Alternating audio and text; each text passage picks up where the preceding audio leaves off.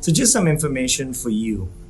If you're looking at dropping body fat, a lot of people focus on weight loss, but your body is just made more than just of fat. There's fat, there's muscle, there's bone, there's organs.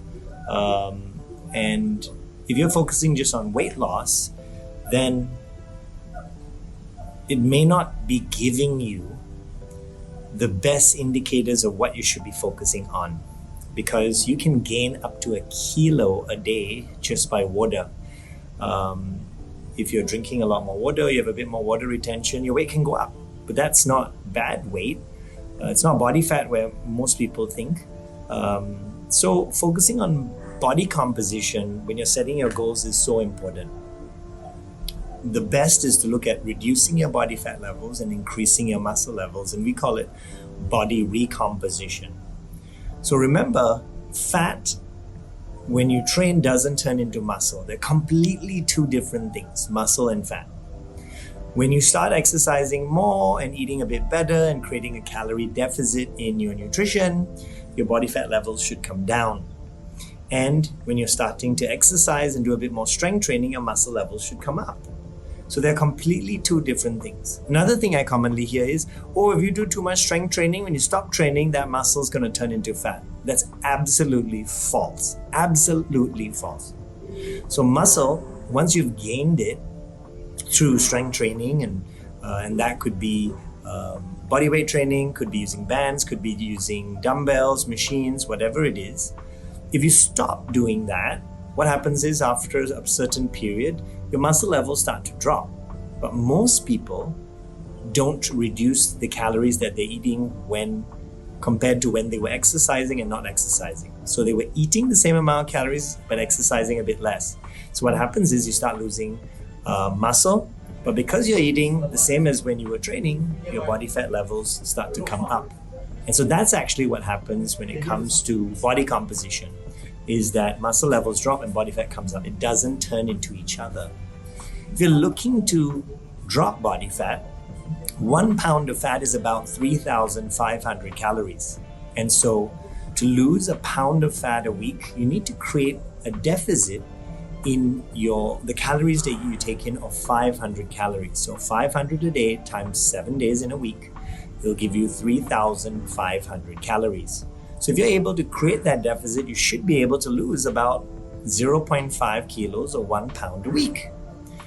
That is if you're just reducing your calories. But if you add exercise to the mix, that can now help you accelerate how your metabolism is and how your body burns calories on a day-to-day basis. So remember, muscle burns more calories at rest than fat does. So having more muscle on you helps your metabolism stay up, and even when you're not training, your metabolism is still burning. So the focus is going to be important, especially at this time of the year, of what your goals are.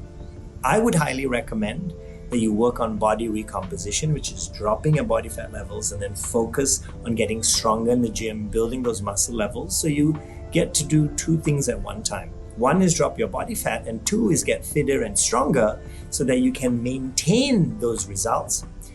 Take care of your joints, because muscles, when stronger, take a lot more stress from your day-to-day activity than if you had less muscle, and that should be the focus, right? If you have no idea what to do, or you're a bit confused with this information, get in touch with me.